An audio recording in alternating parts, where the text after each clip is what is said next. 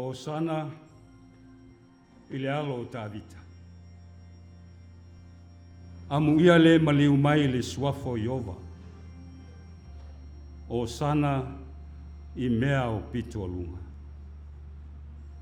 Le atua mamanai. Ua tula i lau whana. Whanono manu atu le mano lo lava nganga paia. I lo lava lau ai mamalu ma lo lava no whali. A whio maia. Whamanuia le tapua inga lau whanau. Whamanuia le atua e le nei tae ao le mātou maftanga. Fisoso ani mai ala ia Yesu ke riso lo mātou ali. Ma lo mātou whaola wa mātou wala au atu ai.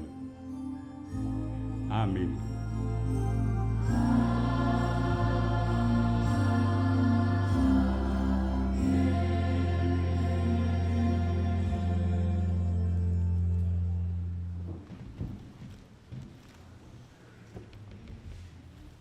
O le tapua inga i le atua.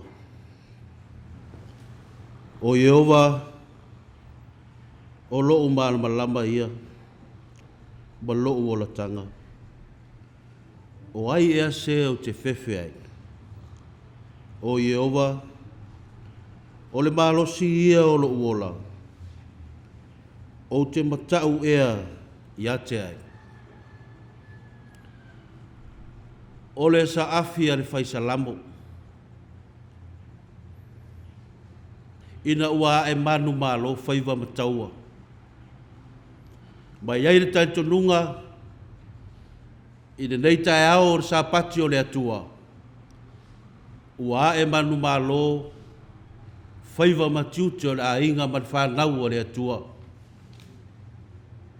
Nei vai aso sa tātou savalia, tātou vi ia le atua, i lona malama o ia o lo tātou o la tanga. Whai au masui o lau whai ngā luenga, whaatalofa, maofa lofa atu, i le pa ia o le ainga o le atua.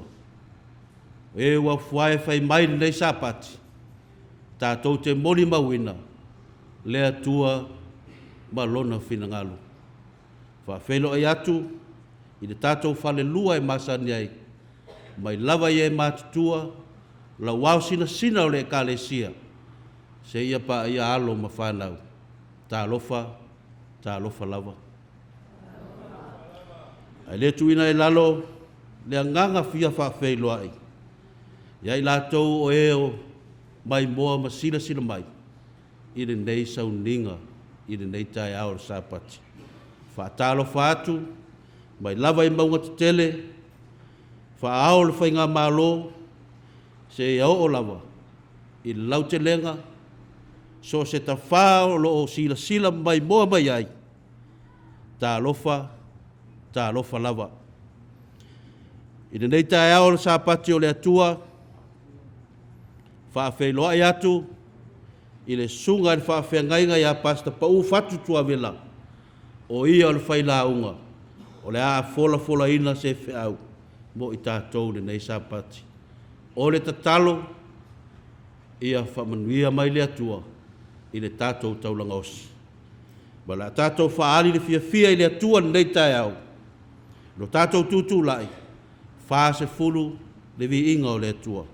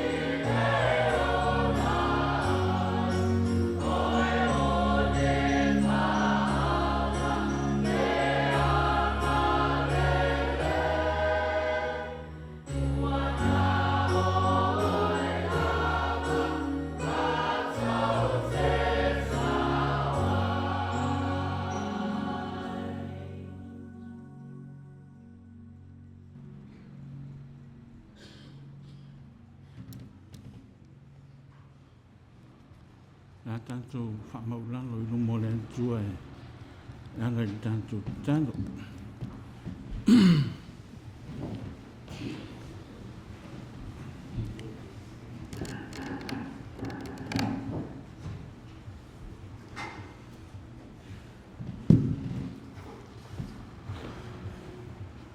Lo mantu tamai o le nangi.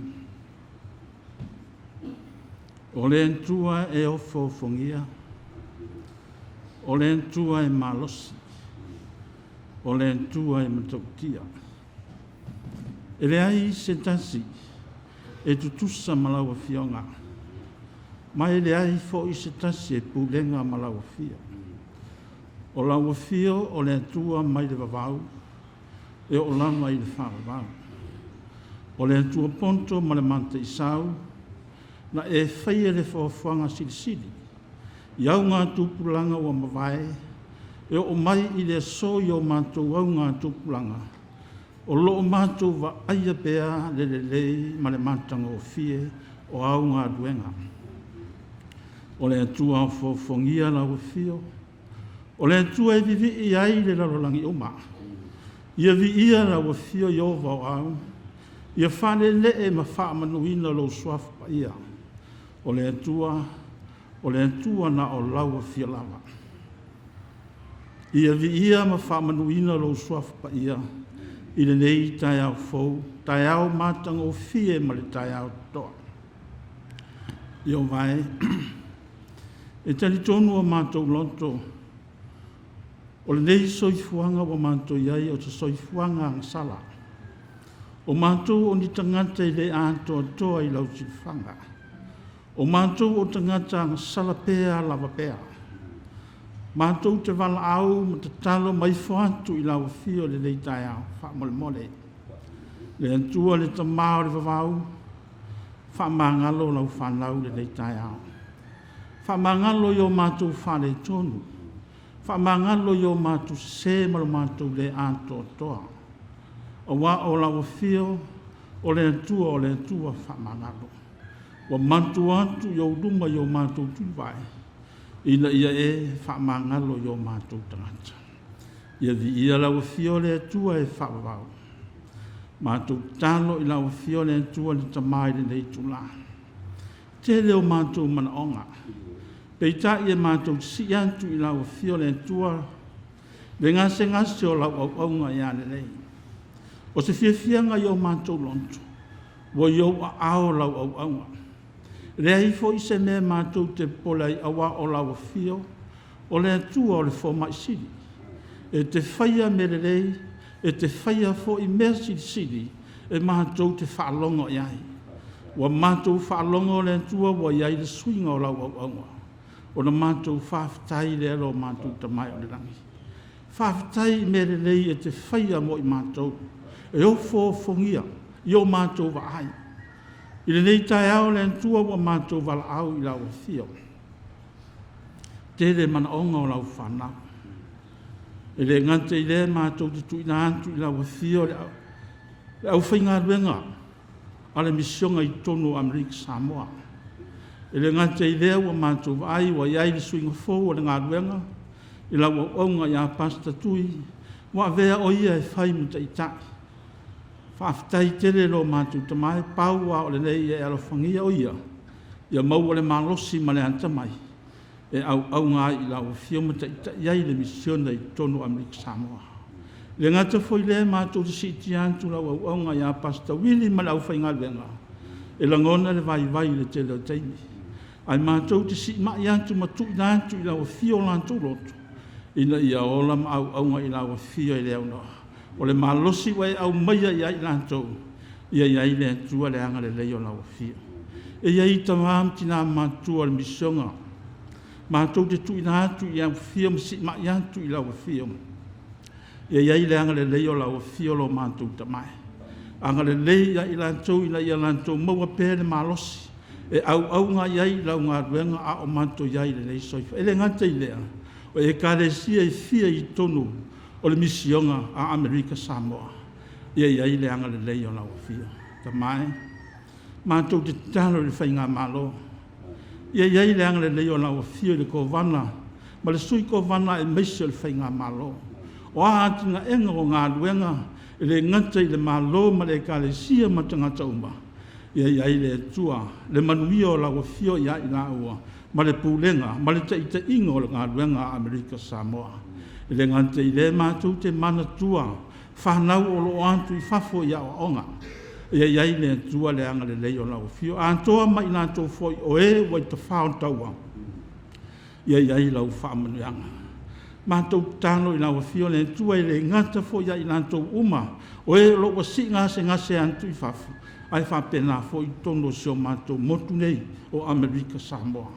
Ia iai lau whaamanuanga tamai i to tonu o alo ma whanau o le e ka alisia. Ai meise foi o le antunu. Whamanuia foi le lau te lengo le e ka alisia. Ia iai le anga le leo lau fio. Mātou le tuina atu foi lau fio le tua. Le pūlenga le TV. O lo mawhai o na lantu au aunga ina ia alu pea. Le nei fuafuanga ma le nei ati nae. Ina ia whaalongo ia i tangata uma. Mo le whina ngalo lau fio lo mātou tamai. Mātou tano i le nei tai au ma le nei aso. Se fe au o whapitoa le tua mo i mātou.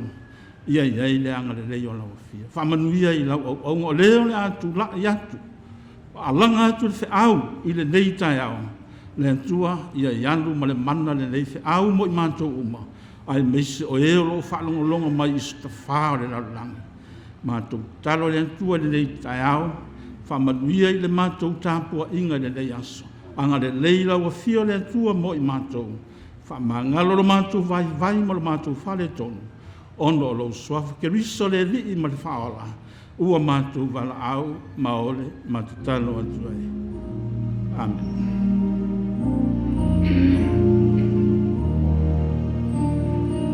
Thank you, Lord.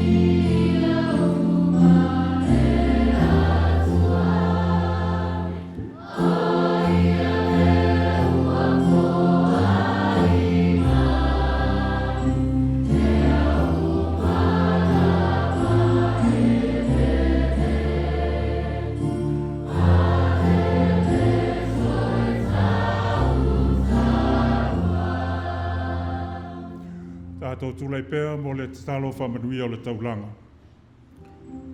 Lo mātou tamae o le langi, e sili ese lava lau fio. E le aise tasi e tu sama o le langi, ma le lalo langi nei. O oe o le atua iai mea uma, e te sila fia mea uma, e te mawhaia mea uma lava. E mawhai lava e lau a fio na ave sao i lau au whainga luenga ma o mātou tai, le atua lau tamau a inga, e atia e ai lau ngā luenga. Peitai, wa e whao ngā lau whanau mau tangata, e au wala mai ai o manuia, mo le tala ina o le tala le lei. Ona e te alofa ma fia wha manuia mai, i au tangata i aso umalava. O la mātou te talo, wha manuia le foa i alau no. Ia tau no i au tangata i le tai au nei au wholofolanga o lo i le malaki e tolu whai upe se fulu, ma le lua le koronitom ta upe iwa whai upe fitu, ona o Yesu. Amen.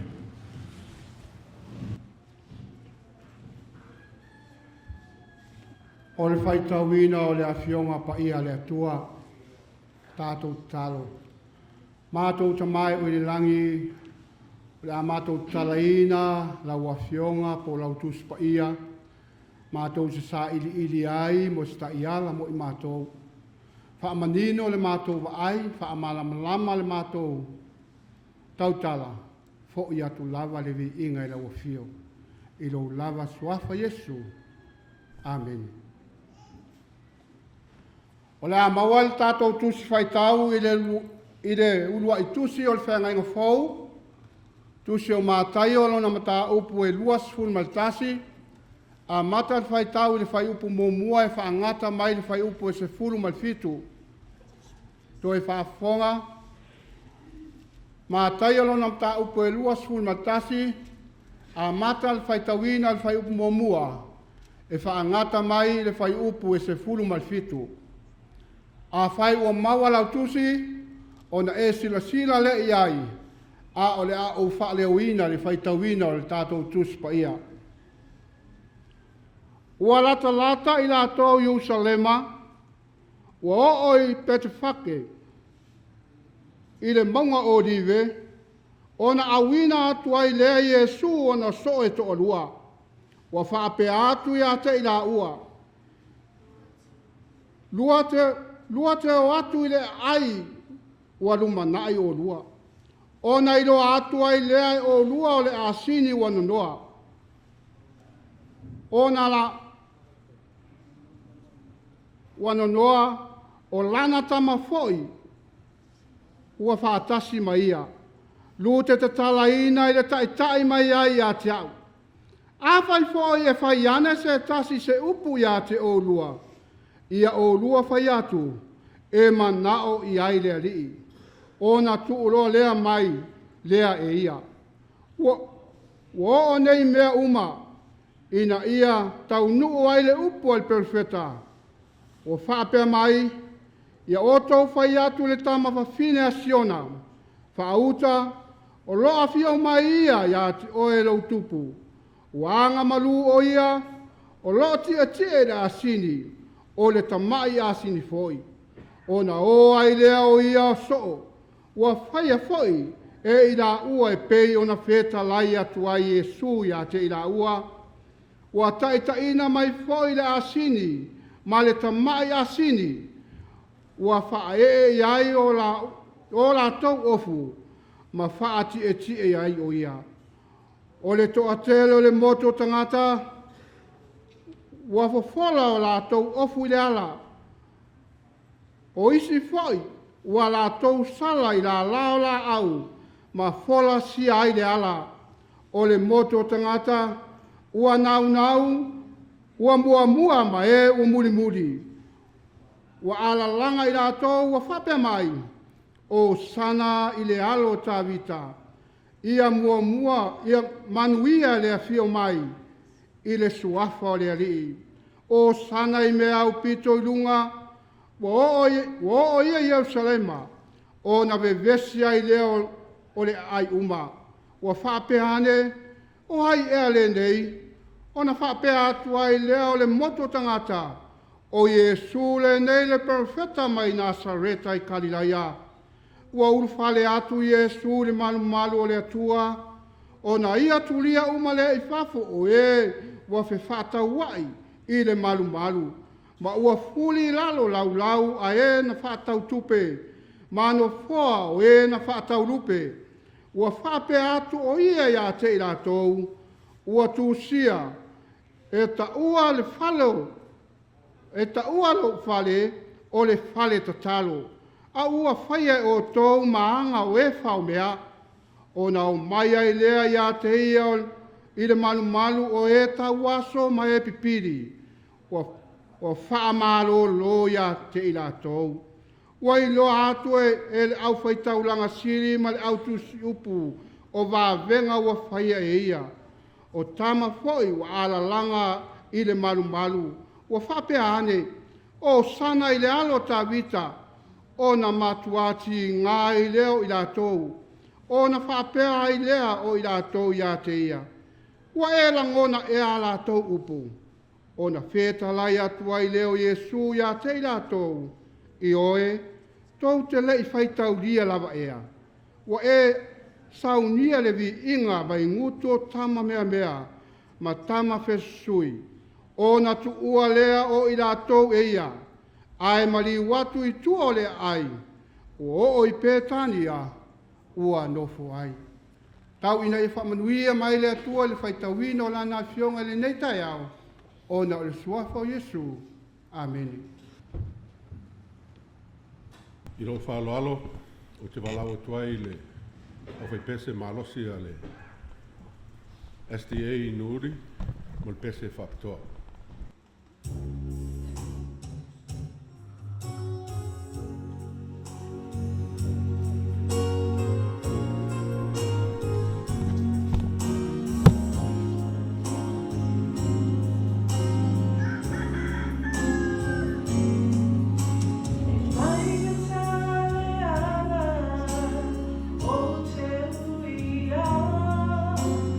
Time you my lover,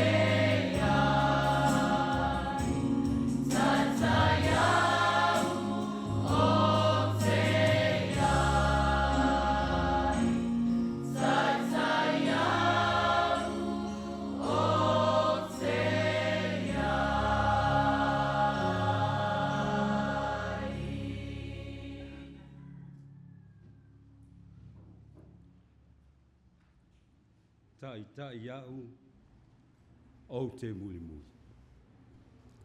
Tai au o te iai. O le launga le suafa mamalu le tamale alo ma le nganga paia. Amen.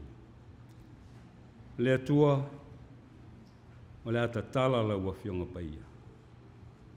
Ia wanga ina i mātou e ala i le mana o la ua fio.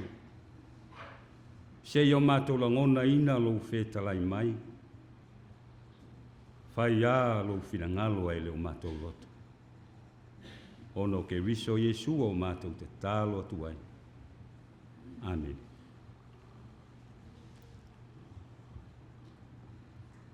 E au tu se manatu i le neita e au i le tusi sa tātou whaitawina. Ma te iolon matau pe lua se fulu maltasi. Whaupu mua i whaangata mai whaupu e se fulu malfitu. Pea whai te sila i aima e asiasi maalia i ai.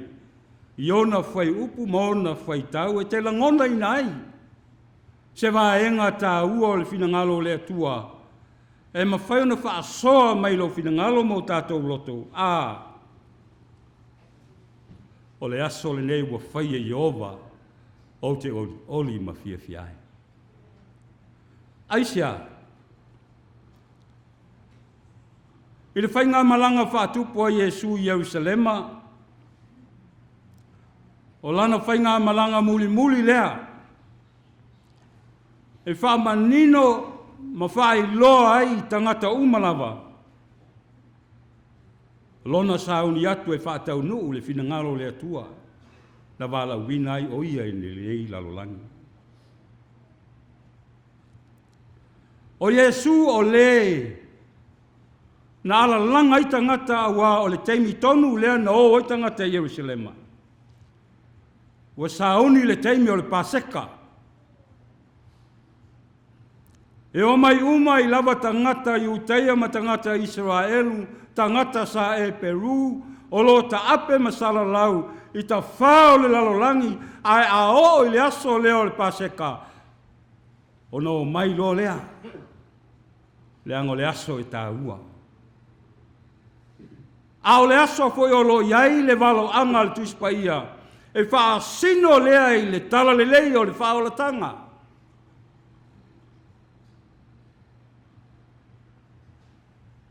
Ina wa sauni le malanga Yesu, malana au so o Jerusalema.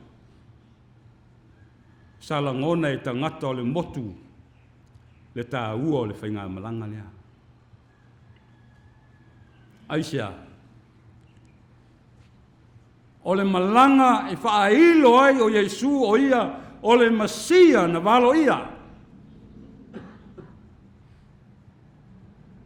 O le malanga i whaailo ai le whaamoe moe le atua, e ala i lona alo pelo Yesu Keriso, lana whaola tanga, mo ona tangata uma, ai meise oe lea. Ma oe lea e te mai moa mai e mori mawina le nei prokalani. O lono wingo le aso le nei, ua whaia Iova, tātou te oli ma fia iai, o le mafuanga le nā. Whai atua Yesu au iai lunga le maunga olive. I lona wha ifo atu e malanga atu i lunga Jerusalema. I leo so e to lua e le iloa i ngoa o mai nao. E o se itatala mai le asini. A whai ai whai iane pe whesili iane se tasi ia o lua. Whai ai wa manao iai leli. Leo pele, o le fina ngalo le tua e tauna manino e lau sila. Ma oula ngona, ma lau wa ai, ma mea ua wha ilo mai, ina ia wha manatu ia te o tau, e iai le mea lai manao i lele. Ia oe ma, se ia tatala atu. A whesili mai se tasi. Whai iai wa manao iai leli. Whailo uso nei tafa o e. Uso. I ele mena I mana o ele I ati o e se I talo noa ni e.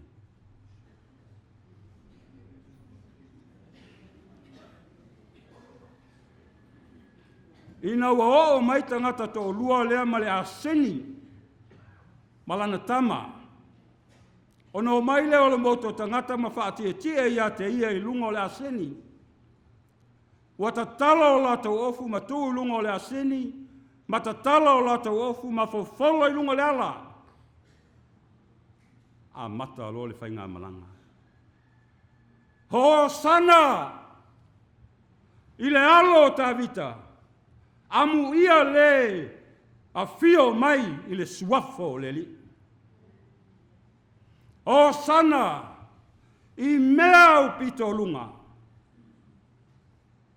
O le pese le nana o ma le moto o tangata e mua isi luma. Ai muli mai isi tua. Ma le pese la wata sia o mai le moto o tangata. Le ai ma se paulua e tasi. Tutusa uma le leo ma le taun e ma lia le whaalongo. Ina walata atu iau silema. Sa langona uma e tangata we o le ale mea. O le pese. Ho sana! A tonu te ua e fesili mai lau pele. Na le winga le upu o sana.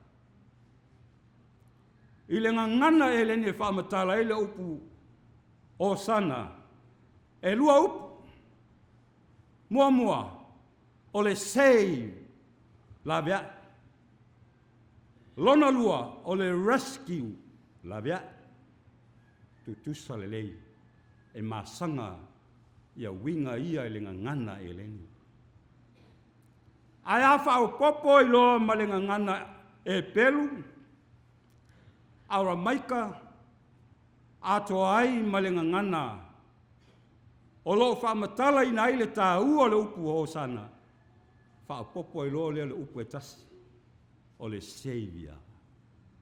Whaola. O lana winga, o le savalinga ma le whainga malanga I Jerusalema. E tau atu ai tangata, o loo tia e le asini. O ia o le lavea I o tangata uma. Ai sili atu nai lorina. O ia o le whaola.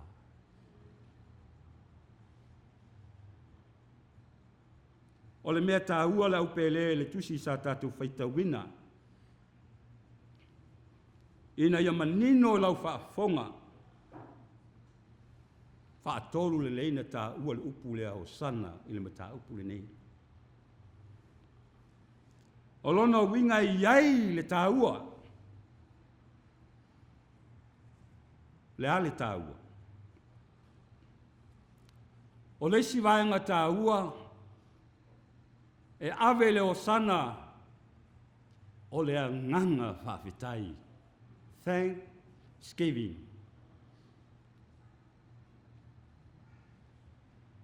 Wa lewa na fia mai mo tangata uma.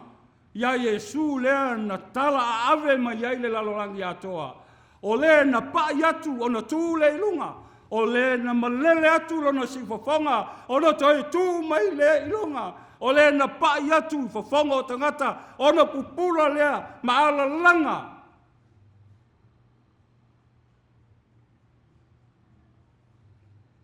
O le nganga o le whaftai. A o le taimiatas. O le nganga. O le tatalo. Le winga le upu. Hosanna. Ai sila le matau por tu se salamo le se lau se fulu ma le valu. O ina foi o lo au mai ai. Ele fai salamo le nganga lava le atasi. Fai mai le fa matalanga. Salamo se lau se fulu ma le valu lo fai pe lua se fulu ma lima. Fa fonga mai o te fai tawina. Io vai o te ai, o iatu ia e whaola mai lava. O te ai, o atu i o vai, e whaamanuia mai lava. O isi a vaenga tā ua o le upu le a hosana. O le ngangana i mamoli atu ai le nganga o le tangata, o lo whaanau e le ngata i aola, a o lo whaanau ina ia manuia. E a o lo ia oe se nā whanau. A whai o lo ia oe whanau naunga lea. Ia e pese ma o sana i leli. Le alo o tā vita. I mea o pito lunga. O le na man liu mai le suafo Iova.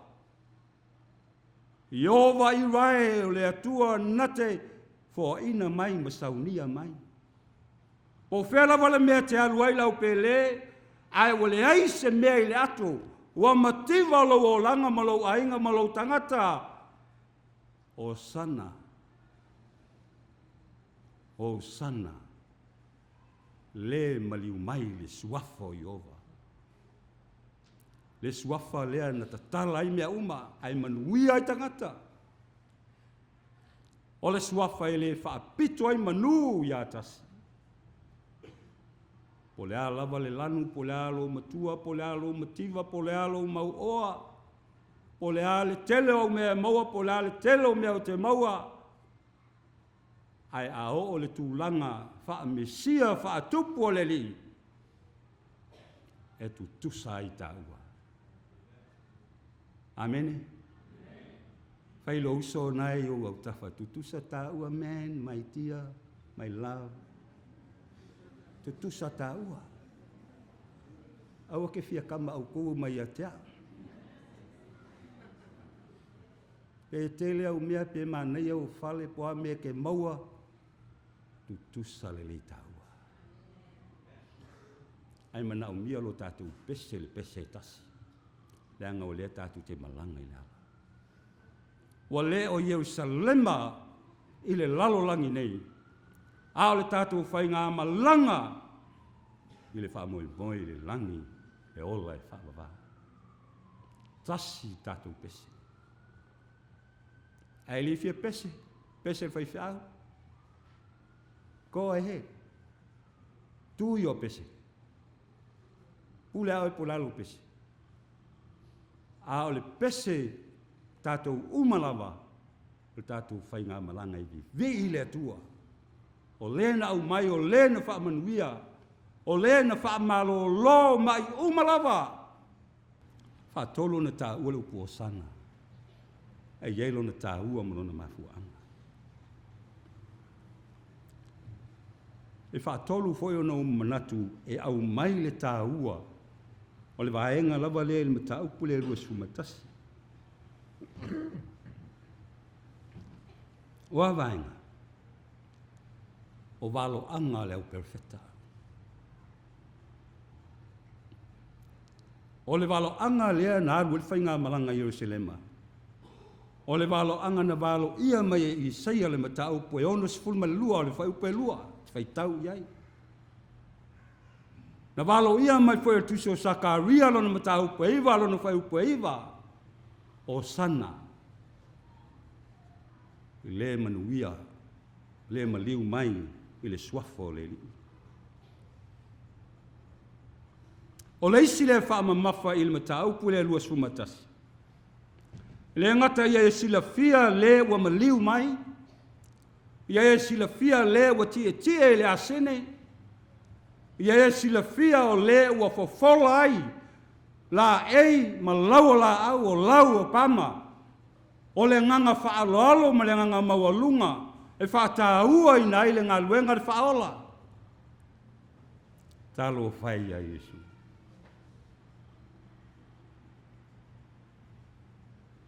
Tā lofo i le li o le ola. Wa le pei o tupu. Tupu o le lalolangi. A o na masi pe malanga. E malanga i mea tāua i whai aulo ma a rio. O mele le uma le lalolangi. E wha amata ngō fie ai wha tie ai se tupu. E o lava le presidente, e o lava tai o lotu, e matua malu a o Yesu ea. Ti e le asini. O le valo anga o le a fio mai le li, fai mai le whamatalanga, ale tuspa ia, o le a sauia te o e lautupu.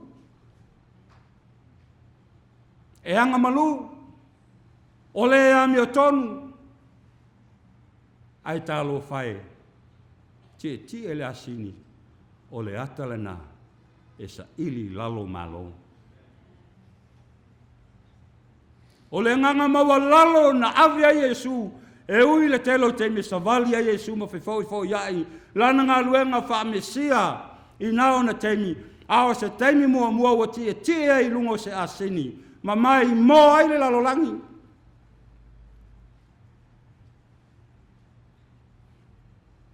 O le fina ngalo na le atua le tātou whainga malanga. Tātou malanga ma le loto maulalo.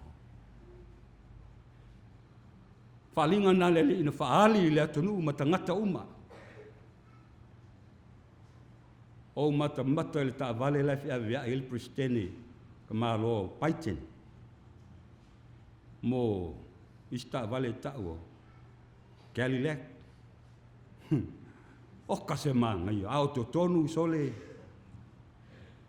Ta vale ma tautia.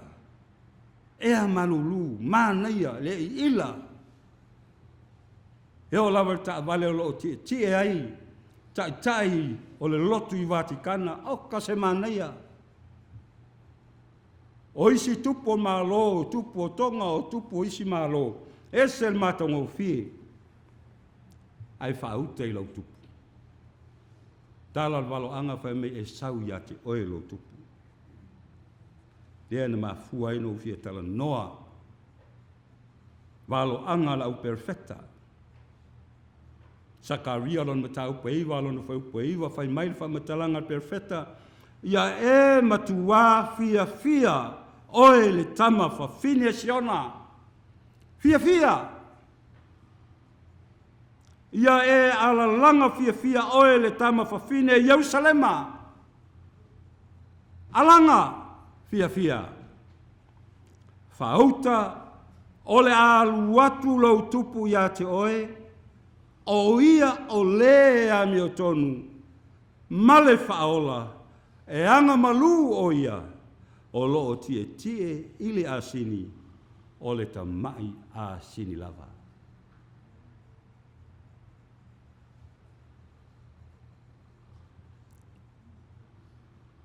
Pa mele tala i ti, wow!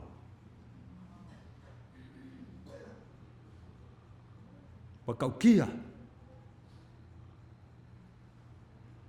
ao le mea le lei e Yesu. E lei manao Yesu e whai le mea lea.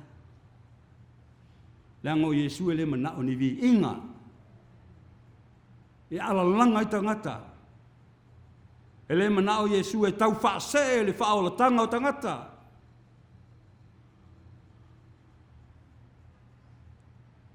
Kalu whai.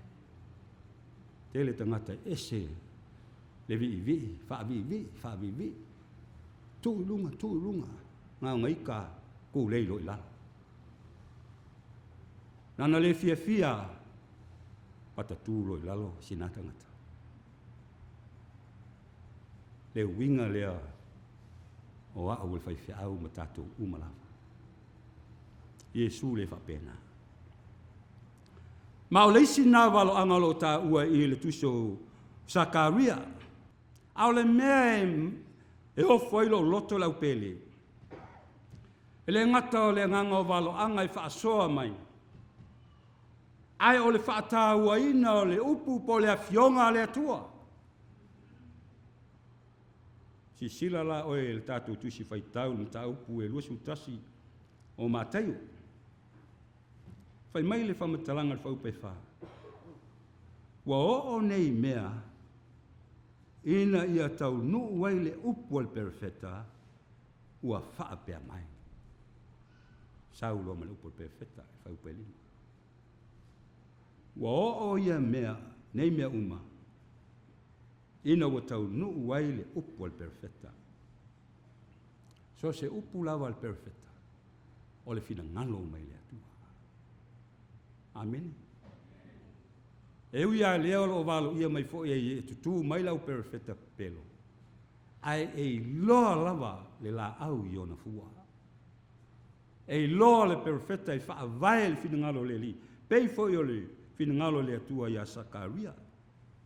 Ia matua fia oe le tama fafini e sona. O le mea e fia whataua ma te ta i alo fina ngalo le tae au le nei lau pele. O mea ni tusia o le upo le perfetta po le fina ngalo le atua. Lona lua vaenga i o te fia whataua ina. Whau pasuma tolu, si sila iei pia whai te manino le whau pasu tolu, a lera whai tau natu. Wa whape atu o ia ia te ilatou. Ua tusia. Whaatolu, leo whaalua nei o na si mai, le whaitau le nei e le ngata o le upu o lau perfetta, a o le upu ua tusia o lona winga e tala noa le upu o le atua. O le si vaenga tāua le whai upu e suma le ono.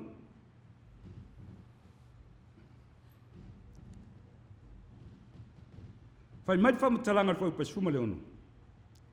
Ina wa fesili lau fai taulanga sili, ato ai ma lau tusi upu. Tau te sila fia ina le fesili ai, ia lau wali ia. E fesili o laiti ngā o lato loto. Aisia, va venga na faia o le na ti e mai le asina. Va venga na faia le na ala langa ile moto tangata e tō tele. Whai mai le whamatalanga. Ale tuspai whai pasu tonu. Wa whape atu o ia te ilatou. Ua tu sia e tā ua lo fale o le fale te talo. A ua whai e o tau ma ana o whaumea. Ma fua no mamoli mai vaenga i e tā ua tele. Tā ua tele le upu lele. Sila iai le au fai taulanga ma lau tusi upu. E lei malama le mafuanga walaina a langa tangata. E lei malama le mafuanga na laio na whaia Yesu wawenga. E lei malama foi le teimi na a langa ai whanau. Tama mea ma tama fesusui. Na alalanga, le ale latu alanga. Ale alo iai, ile whai upa suma lima. O sana ile alo tavita, sole. Vi ia leli. Ele ngata, e o sana tangata mātua po le moto tangata. Ai o la vai whanau, walatau alalanga foi. Ia Yesu, o sana ile alo tavita. Mafuanga la lena tupu fesili le ala wali ila.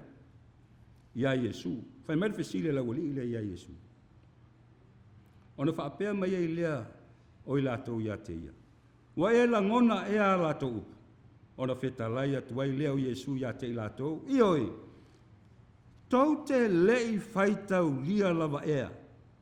Wa saunia le vi inga mai ngutu o tama mea. Ma tama fesisui. Wa saunia le vi inga mai ngutu o whanau nei. O le mea na walo ia mai el tuspa ia. Ale ala langa oe, ale ala langa tangata o Amerika Samoa ma tātou nei. E vi ia le tuai mea uma. Tau sila fia ina le whamatalanga Yesu. E ala langa mai ia maa. Leo ngata i ala langa le whanau o sana. Feita loa malawali ilea. Ai featu Yesu. Tau te lei whaitau ia ea. Lenga ngana whaperitania. Tau te lei whaitau wina ea lea fionga lea tua. Tau te malama lamai mea tutupu ma le tala o le tala le lei, ma le fina ngalo le li. Tau te sile fia ina le mele tupu il whainga malanga Yesu. Tele o tangata e te. Na fasili ai tangata oilea. Who is he? Tali mai le moto tangata, o le perfetta mai Nasareta. Mana ia, wa o le perfetta mawhaina valo ia, Yesu e valo lawa ia telo teimi mataunu. Ao le toa telo tangata o le motu tangata na o Yerusalema, e le malama ia Yesu lea.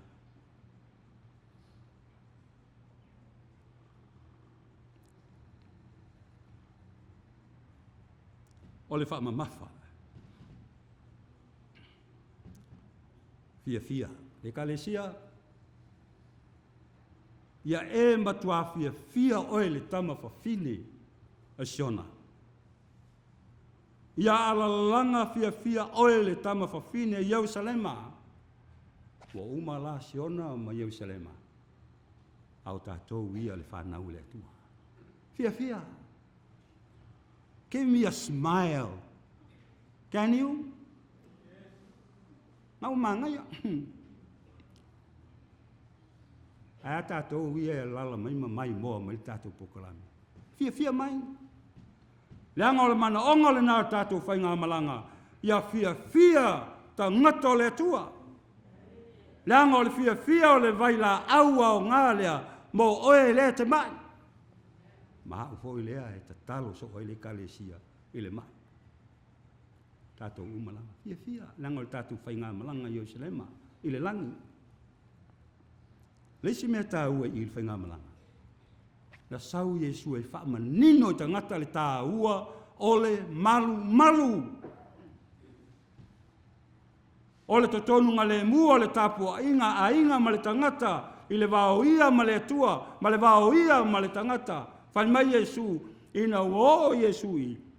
E alu atu, wa fuli whao lau whaitaulanga sili, o lau sātu kaio, o lau tusi upu, le tā ua o le malu na whaia, mo tāpua inga tangata o le atua. O whawhua ia, e monu ese, le whainga le whai el malu. Au to tonu, o suli matangata o Israel. Ai watu Yesu, wa ese mela e whai. Ua whai ai le whaatau wa inga. Wa whaamalia ai loto lau whaitau, langa ma lau whai lotu. E maua ia lātou polofiki, a au mai sau pusakalo i e whaatau i, a uman whaatau, mana tual pasene e nofo i. Pea al whainga kako makeki le iai.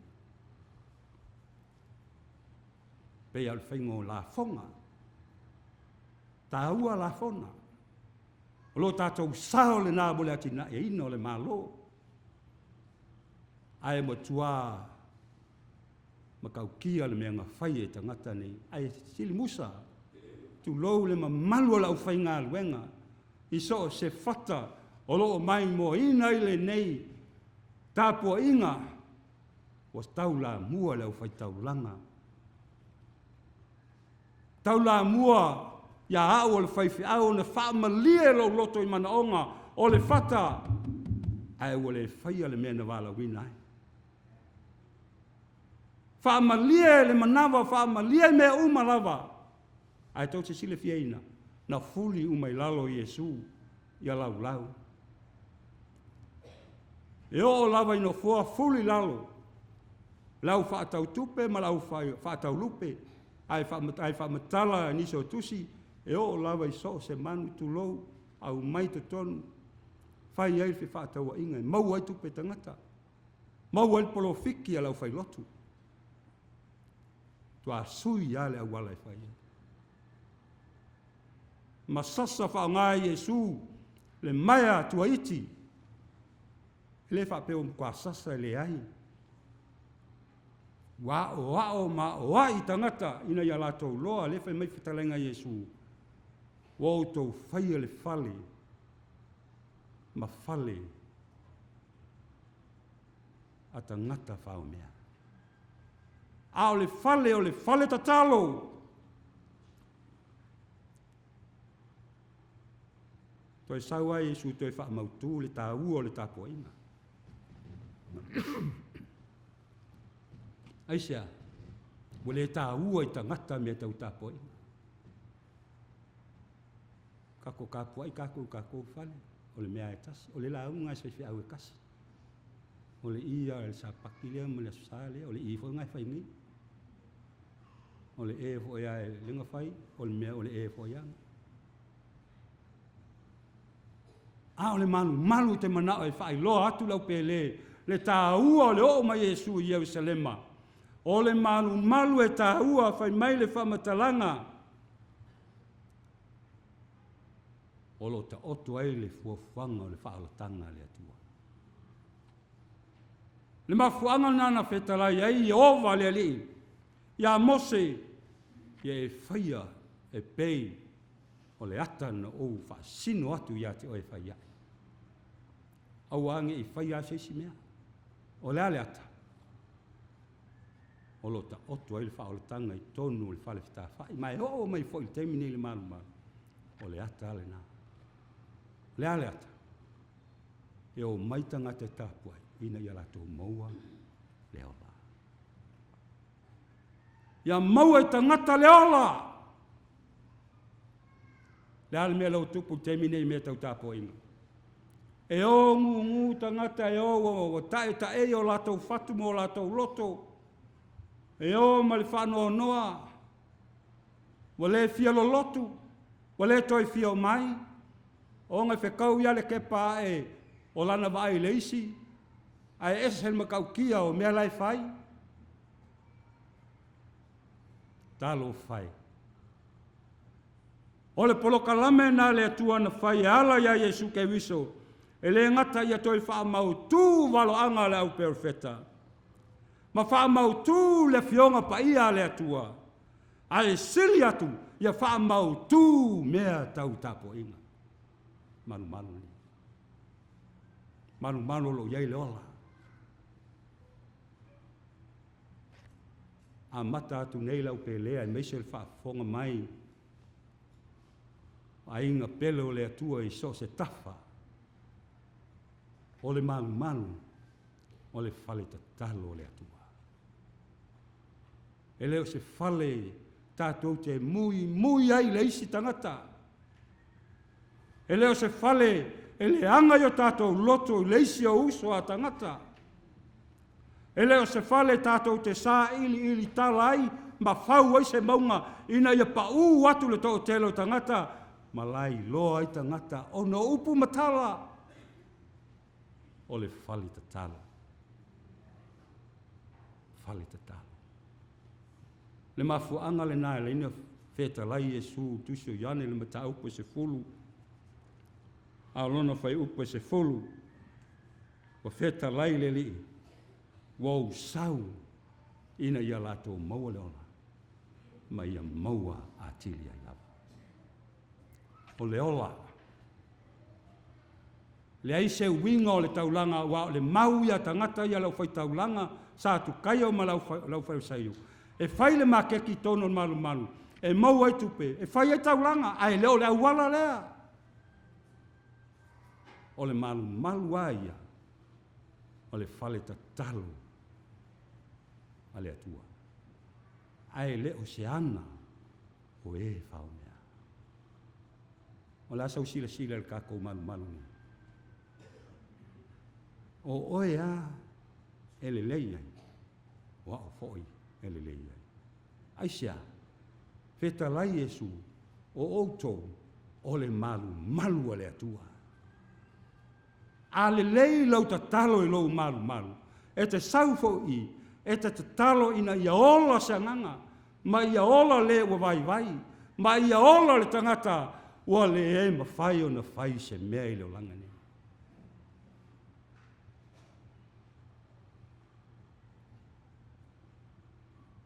E le fai ngō fie le ngā ruenga fai o Yesu, wana uma role malanga, wha mesia wha tupu o Yesu i, so oloa, ma le wha alataina, pua ngaina ma tuu loa i lumo le whamasinonga.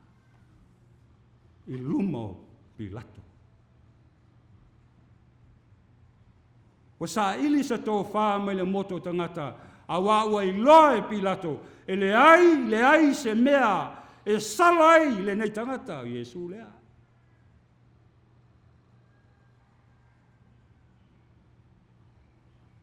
ai te ipilatu, wa ala langa tangata. Wa le o le alanga ho sana, i le alo tawita, ai wa ala langa tangata, ia whaasa taro ina ia te ia, ia whaasa taro ia te ia, ia whaasa taro ia te ia, talo whai. Na tino lava, le ala langa tangata. Ta lofa i le li o le ola. Ta lofa ia Yesu na fio mai e momoli atu le ola ia oe mau. Ina ia ola a tili ai. Le male lenga le li. Lo tamai. Ia e wha ngalo atu ia te latu. Ono walatu le iloa. Le mea walatu whai. Se i ofe sili atu leo pele. O le halau pese leo le a e. Fo iai lou a inga. E usu. Ma usu pea, ma langi pea. I lou lava, chifio manga. Male wha moe moe, e tuli matai atu. I le Jerusalema fou.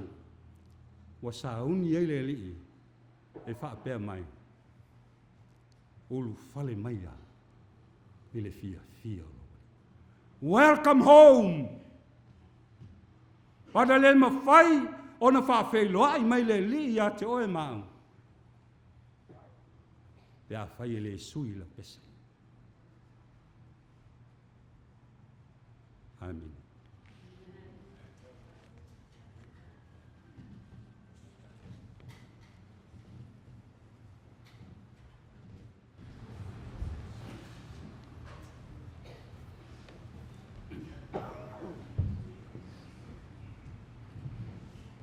O le viinga muni o le awhai no le Sauniga le taia Saunia le awhai pese.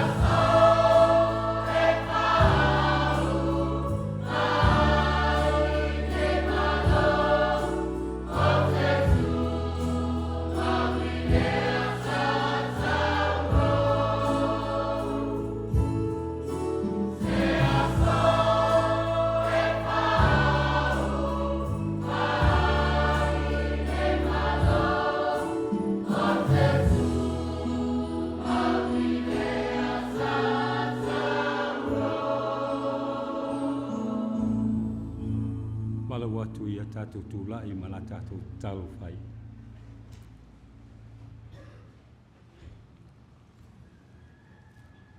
O sana I mea o pitolunga. O sana I le alo o tā vita. O sana I le maliu mai le suafa o le li. Vi ia oe le atua. Whaamanuina oe lo mātou tupu sili sili. O lea ua tatala ua fionga. O lea ua mātou tofo le atua I le sua malie ma le mātangofi. E o lava I le taulanga I kale wā rio ua whailea mo I mātou. E taula iei lo mātou wha moe moe ma lo mātou wha atua tuanga. Mātou te ola ma manui ai. Ia I lunga lau e kale sia nei. O le mai moanga o se o mātou atunuu ma le whainga mālo. Ma so se tafa ua mawhaio na o aile nei wha salo launga. Le atua ia iai le manui o lau o fio ia I lātou. So se Samoa, o e wa ngase whata o to lia I maota, o lawa ma whale, o ngase lele ia yailo wha malo longa. Manuia le whainga malo ia tuila manua. Manuia le whainga malo ia Samoa. Manuia lau e kalesia ma le kalesia ke visiano, ile lalolangi atoa. E ala atu ia ke riso Yesu lo mātou wali. Ma lo mātou whaola wa mātou te talo atu ai. Amen.